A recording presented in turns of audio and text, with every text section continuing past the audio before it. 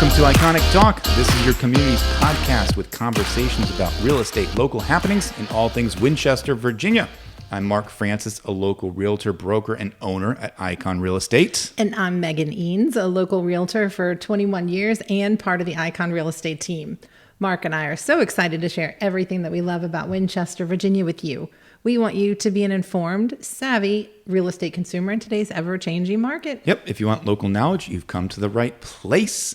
And can I ask you a quick question? Sure. When was the last time that you moved houses, personally? That's 14 years ago. 14 years ago. And we think about it regularly. You think about it regularly. We think about doing it again regularly. You know, it's funny, as a real estate agent, we help people do that all the time. Mm-hmm. But then when you go through it personally, it's like a whole new world, a whole new experience. And I haven't moved either in now coming up on 10 years. Okay.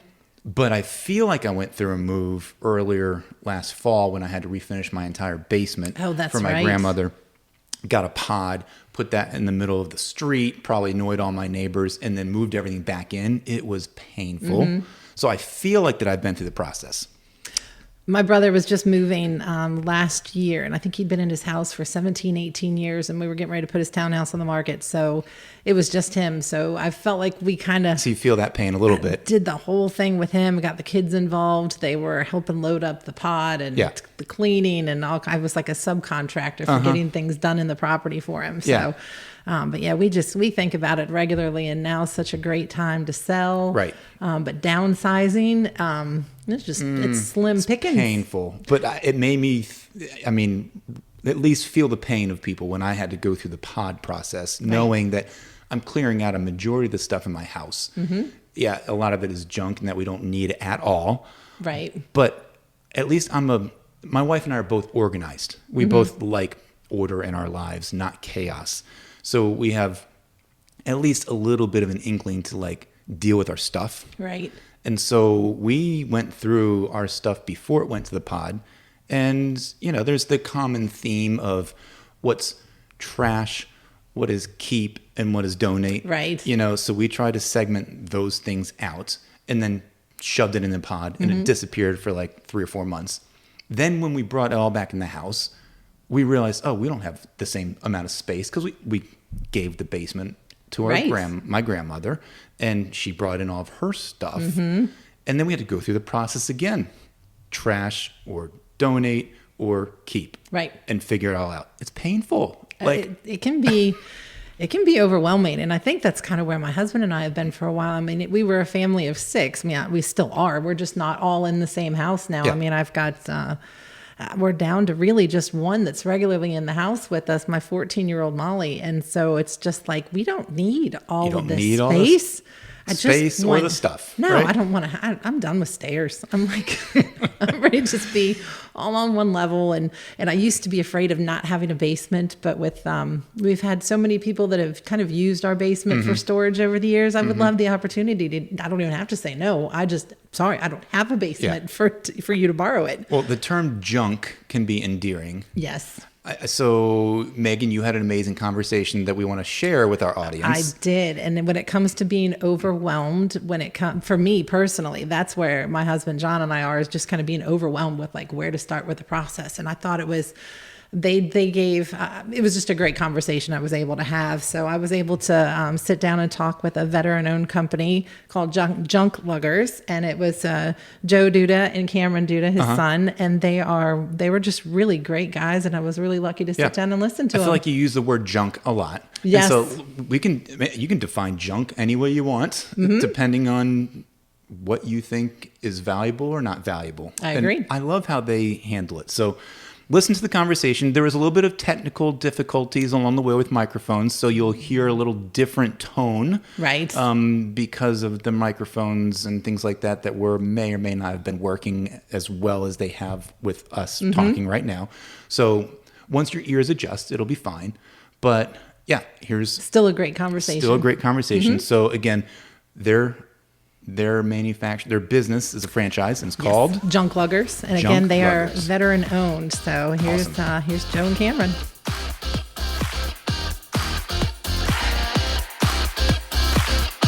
All right. Well, welcome, Joe and Cameron, to Iconic Talk. Thank you both for being here. Really appreciate it. Do me a favor, share a little bit about yourself with me, kind of like where you guys were raised, where did you go to school, those types of things.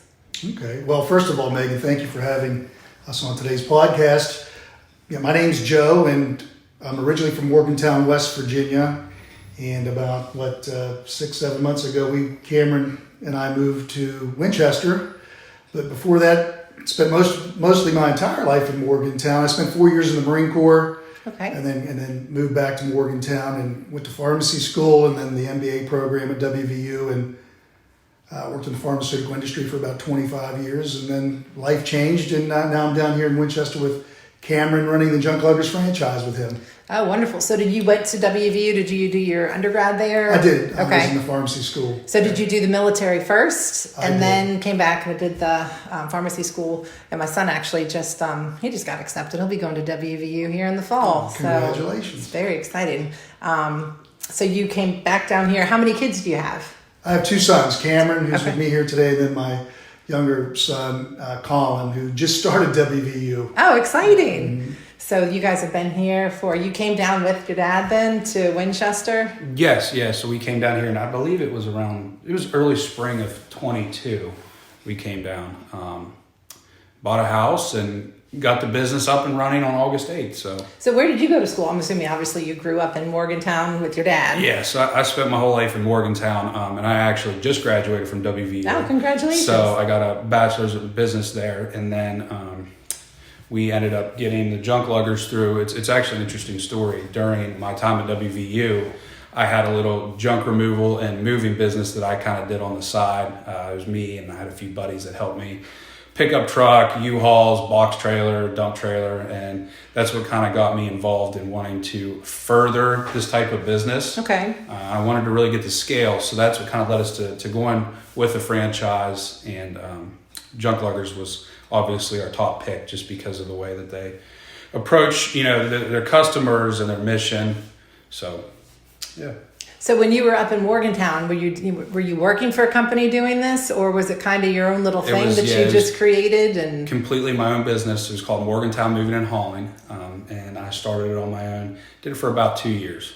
So what brought you then to this area? What kind of stood about Winchester, Frederick County area to you that you wanted to do your franchise in here?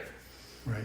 Well, once we landed on the Junkluggers advised us of what territories were open. Okay. And, we looked around different places in the country, but I think just because we have roots close to Morgantown, being closer was better than moving far away and starting this business. But interestingly enough, there were a number of franchise opportunities in Virginia. We looked at Fredericksburg, we looked at Charlottesville, and then Winchester. And I got to tell you, just the feel in this community then and as it feels today, as we meet people, I think it was the best move because there's enough growth here that sustains our business and hopefully will grow. But just the people here are just phenomenal. They made us feel very welcome and like we've been here more than just a few months. Now, had you ever visited Winchester previously? I never really stayed in Winchester, but when I was in the Marine Corps, I used to drive through here coming up from Cherry Point to go to Morgantown. So I'd pass through, but it's changed a lot since those days. I'm sure. So now what about have you ever been to an apple blossom festival, any of that? Did you ever come to one? Well, so last year when, right after we bought our house, we were still, painting it and doing different stuff, but it just so happened that was during apple blossom. And we ended up going our first apple blossom last year. We had a couple family members come down for it. And it was very exciting. It was awesome to see. I cannot believe how many people came from out of state and just different areas across the country for apple blossom. It was awesome. Well, see, a lot of people that have been at WVU and different schools in the area, a lot of times had come up here, previously over the years and come to Winchester from all sorts of different places. So I was just wondering if that might have been something that you'd been here previously. But so you've had your first experience with one of those. So we want to dive a little deeper this year. So we'll see where that lands us. But we were on the periphery last year, just trying to understand. So then you got into the business, and then what were you still in pharmaceuticals at that point in time, and decided to kind of make the switch? And Well, just a quick story. As I mentioned, I'd spent 25 years in the pharmaceutical industry and ran a U.S. generics business as well as an OTC business. But it was just a time for a change. And so I left my former employer, bought a used pickup truck, took off on a 7-week journey across the country and had a great time. Actually, Cameron and some of his friends and then some former military friends met up with me at different spots. We had a great time. But then I had to come back and get serious again and find some employment. I still have a few more years to work. But in the interim, I also work as a consultant for a medical device company in Morgantown called Intermed Labs. Okay. Nice little shout out to them. But I don't do anything in pharmaceutics now. It's all the device company and then working here with Cameron in this junk business, which is really interesting. I never thought I'd be in the junk business. And it's, it sounds rough when you say it's the junk business, but actually it's really a service business that helps people that need help. I mean, it's interesting. Like, people really don't know what to do with the belongings they have, or maybe it's the belongings from a family member that's possibly passed or was put into a home. And, there's a personal piece to this. I know I'm going down a different tangent, but there's a personal piece. People, it's hard for them to let go, and it's hard for them to let go of their families' yes, it is. belongings, and we help do that. We understand, I guess, the gravity of that and the seriousness, and we've had occasions where we had to help people get through that change and then move their things out, and when it's done, there's a release and they feel better. So, and I don't know, Cameron, if you want to show our mission, why we think we're a little different in what we do. Absolutely. So, contrary to your typical junk removal company, we try to donate, recycle, repurpose, upcycle, anything we can do with items to keep them out of the landfill, which, kind of back to what my father was saying a little bit, it is difficult for people to, let go of some memorable items that they could have grown up with, their parents had, and they don't want it to just go to the landfill. And that's where Junkluggers really comes in is, okay, we're going to take this to, we have a bunch of different donation partners. They will find a good home for it. It's not going to go to the landfill and become part of it. Yep. Well, it's. I'm glad to hear you say that because I have two words that just almost haunt me and traumatize me are decorative plates. And there's probably several hundred to maybe 1,000 or more that came out of a house of a family members. It's a whole nother story, but the majority of them are in my basement. Mm-hmm. And the family member was trying to just sell them and get something for them, and nobody really wants these decorative plates. So they're in my basement, and they don't want to get rid of them. They've been trying to donate them, but then some of the places like hospice, they don't want them. Right. So I'm just thinking, you guys could be my saviors with these plates that I have wanted many times to just take them and have a nice party out in the cul-de-sac, kind of slamming them down on the ground kind of a thing. So, but I have definitely seen it firsthand where you've got people that have a hard time letting go, especially if there's perceived value in anything. So I can only imagine. What's kind of the craziest situation that you guys have kind of found yourself in? Are there any stories that really stand out? You know one? I do. Okay. It was probably the first couple of weeks we started. And I got to give a quick shout out to our crew members, Thomas and Kyle. These guys they're so professional. They're the greatest guys in the world. We're blessed to have them on our team. So thanks, Tommy and Kyle. But Thomas was in West Virginia, and there was a tractor. He was he was fueling one of our trucks, and it was a truck stop or something, and one of these drivers with a big 18-wheeler was in there and was really frustrated, and he had pallets on the back of the truck. There were a handful of skids, 3 or 4, and some of them were broken, but he had 9 tons or 8 tons of calcium carbonate, and he was asking if we could help him, and we try to help him, but we don't, our business uses 2.5 ton trucks, and most of the things we move are with our hands and labor. We can do some bigger jobs, but you need planning, and this gentleman was trying to get back on the road. But long story short, after we found some of the logistics to get the materials moved onto our trucks, we really couldn't help the guy because the issue was the material itself. You can't just dispose of 9 tons of calcium carbonate in the landfill. So we got kind of stuck there. But that was probably the one job we couldn't solve. Yeah, that was, I was right after you said you had one, that was the one I was thinking you were going to say. But yeah, I mean, we got pretty far too. We had, we figured out what kind of equipment we would need. We figured out how long it was going to take, and like my father said, we got all the way down to where we were going to take it and how we were going to get rid of it. And it ended up going into, we needed a special permit and all this stuff. And this guy, he's a truck driver. He's got to go get to his next stop. He's got to go do what he has to do. He doesn't have days to wait around for us to get a permit and do everything else. But that's definitely, I would say, our most interesting job that we've had a call about so far. Has there been any interesting item that you've kind of run into that you've disposed of? Well, there's the slot machine actually that we came across. That's kind of cool. It was a job we actually did recently within the past couple of weeks. A customer was getting rid of an old slot machine, and I don't know too much about it. It has some sort of foreign language. I don't know if it's... I think they're Japanese or some sort of symbols on it, so we don't really know how to play it, but it still works. So we decided to keep it. It's now a centerpiece in our living room. But it's been really cool. That's probably been our most unusual item. So what do you think? I would say the other one, and it was kind of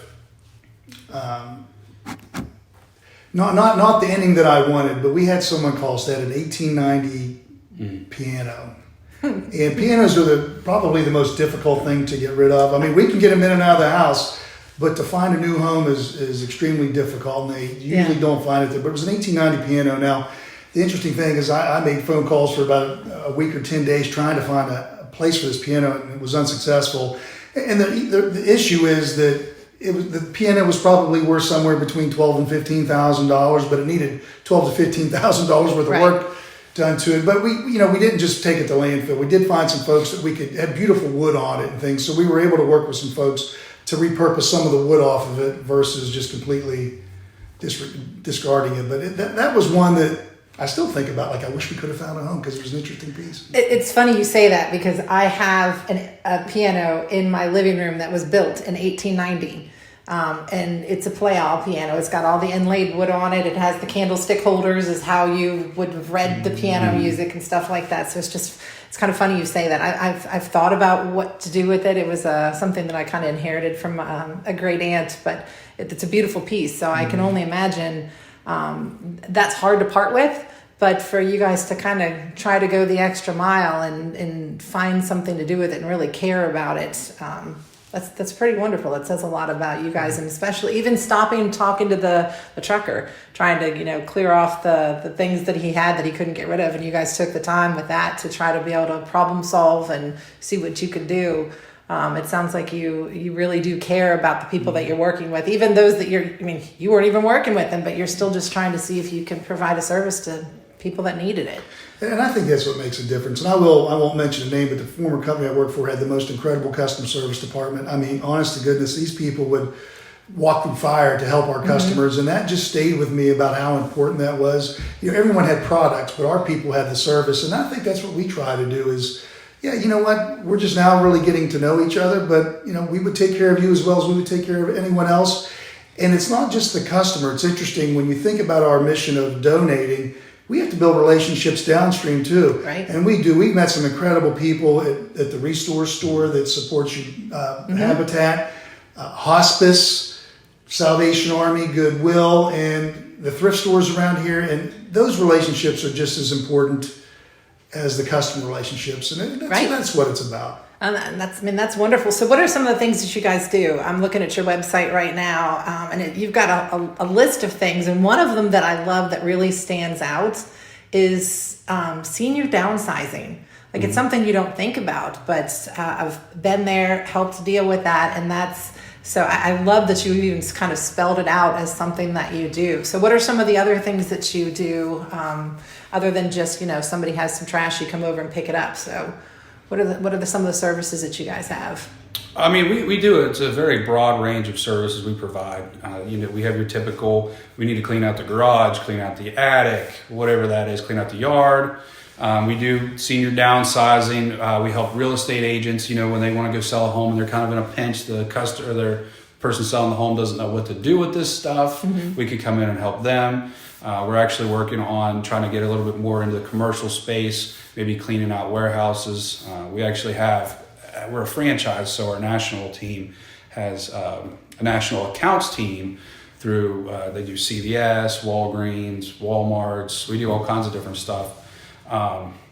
We could even do, little small local jobs as far as moving small items around. Our trucks really aren't built or made to do big home moves, but we've helped people in the past, actual that were downsizing, moving to a retirement home from a house. We've helped them move locally. So, we give us any kind of job and we try to figure out what we can do to help anyone. So. Yeah, and I think the other thing there too is, to Cameron's point, like specifically in your space, like real estate agents, someone needed to stage a home and you just were short on manpower. Most of our jobs are priced on the volume that they take up in the truck, and then there may be surcharges for things that like hazardous waste, could be paint, tires, things like that. But we also offer labor-only services. So if someone said, we've got to get this house set up and we need to move some things around, call us. We'll send our Tommy and Kyle over. If it's Cameron and I, we go on the trucks too. We were on the trucks last week. So, it's a great business. It's fun. Well, and that's wonderful to hear, because I know that there's a lot of times where there are people that just need the additional assistance, that, maybe they were injured and they can't be carrying things at that point in time. So be able to have just kind of those extra hands that you can just kind of call and help come over. If somebody gets a dresser, they need it moved upstairs. Is that something that's too big, too small type of a situation? And yeah, I guess what I would tell someone in that situation, we would help anybody do anything. We just certainly have a minimum service charge just because we're sending 2 licensed insured people out. Right. So for one dresser, we would help them. They probably wouldn't, our minimum job is Right. $120 just to move something small up some stairs. So I would say if I was going to call us, I'd have us do a little more just so you get the value. But get the bang for your buck there. Yeah, there's a basic thing you can Right. do based on your cost structures, but we'd help anybody, Yeah, Give us a shout. We do free estimates. Yeah. Well, that's good to know. Yeah. So how can people get in touch with you? Well, they could call the national account at 1-800-LUG-JUNK, or they can call me at 304-276-9547. And I don't know if you want to share. Yeah, sure. And then you can also reach out to me, Cameron, 304-685-1393. Okay. So those are 3 good ways to get a hold of us. Our call center is outstanding. They're open 7 days a week, hours that you wouldn't even think. So, which I actually don't even have memorized off the top of my head, but I know they're open very late, open very early. So you can almost always get a hold of somebody. And I just may add, again, I'll give you my little speech. We're veteran owned.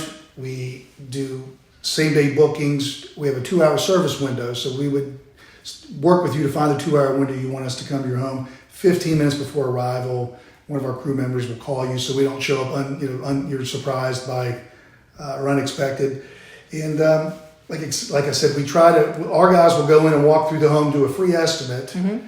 And you certainly just point out what you want to do. You don't have to do anything else. And most often you'll find them outside by the truck staging items like what will be repurposed, what will be recycled, and then what will ultimately go to landfill. So that's sort of how we operate.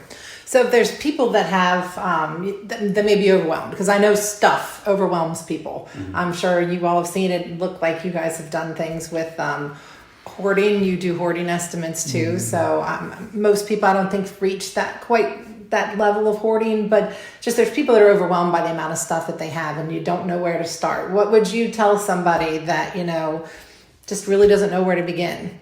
Well, first give us a call. I don't know if you want to add to that, and I'll throw my 2 cents in, Cameron. But. Yeah, I think that, it always helps to have a fresh set of eyes if you've been looking at the same, shed that's completely full for 5 years. Mm-hmm. It can be overwhelming, but, when we come in, we've done this long enough that we can actually look and say, this is still good, this can be donated, this maybe not. And we can come in and kind of explain to you what we will do to help you. And I think the biggest thing as far as trying to think of the word here, look into removing your items, and I don't know, what do you think? Well, I was just going to say, give us a call, and it may not be that we take everything mm-hmm. away, and we'll talk to them and like, what are your goals? What would you like to do? What's been a challenge for you? Understand the customer, and then present not just one option, but maybe multiple options. And maybe it all doesn't get resolved that day. Maybe we need to come back, or maybe we're not the vendor that finishes what needs to be done ultimately. But it's really just taking that first step to call us, give the customer, the client some ideas. You know what? Maybe they don't do it that day. Maybe it's a month from now or a year from now. But just give them something to work on, I think, is important. All right. Well, thank you for that information. I do have a couple iconic talk questions for you. Okay. So these are just some questions that we kind of just try to ask the majority of our people that we come in and get the opportunity to interview. So just kind of off the cuff, just, whatever your thoughts are on this. So what do you like most about your local neighborhood or the community? I think I really like the tight-knit kind of feel in this community. It has the old historic feel to it, which I really like, but there's people moving in from all different areas around the country, around the world, but everybody is so friendly and so welcoming. I know, like my father said, I think before we actually started the podcast, that there's this feeling that, we just moved here 7, 8 months ago, but we feel like we've been here forever. We're meeting all kinds of people. The restaurants are great. The housing's great. There's opportunities here, whether, you want to work outside, you want to work inside, you want to work in an office, you want to work with your hands. There's so many different things about Winchester that I just personally love. And you're so close to, you got 3.5 hours maybe to Virginia Beach. Yep. We're close to Richmond. You got Skyline Drive down the mountains. You can go down to Front Royal and jump on. So you have a little bit of everything here. So you kind of hit the community. Let me ask you about your neighborhood. Is there anything particular that kind of drew you to the neighborhood that you chose to buy your house in? Yeah, absolutely. Well, our neighborhood's a 55 and older community. Okay. So it's interesting because I fit that model, that demographic. But you know what? I like it because am I allowed to say the name of the community? Sure. It's Autumn Glen, and the people there are just fabulous. They do a great job running the HOA, but we have some fabulous neighbors. And, I think having those people that have such history and have lived here for so long share with us what has happened here, and then we get to check on them a little bit, and they help us. My neighbor last night, I needed a rake, and he's like, you can borrow, just put it back when you're done, but it's just good people. Yeah, my parents live over there, actually. Oh, really? Yeah, we grew up, I grew up in Stonebrook. They lived there for many years. And so they've actually been over in Autumn Glen for about 7 years. Really? And you probably have run into my dad. They love it there. Same thing. It's just a good group of people, and a lot of always you can step outside and somebody is walking. Yeah. So. Yeah.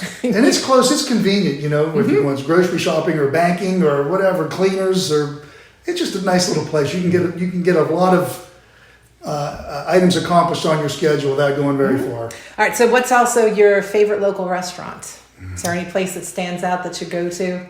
I mean, I but I really like going to Roma's. I haven't been to the one down here in Old Town yet, but the one in Stevens City is really good. We go there. Sal and Gino's is another backup for us. Really good. Oh, they're good. So, They're both good. They take really good care of us. I'm part of the Blue Ridge Association of Realtors, and was it that event or I know what it was. It was our B&I group. It was our B&I group. We had a luncheon, and I needed to take something, and the folks over at Sal and Gino's were fabulous at making us a salad. It was such a hit that everybody's like, "Can we keep it instead of you taking it home?" I'm like, "Sure." Oh yeah, those are both really good choices. So, and what is something that you think makes our area special? I know we've kind of covered on it. Is there anything else that you can kind of think about anything special about us, about the area? Well, you guys too, now that you're here. Yeah, well, I mean, some of the things we've already echoed. It's the people, it's the geography.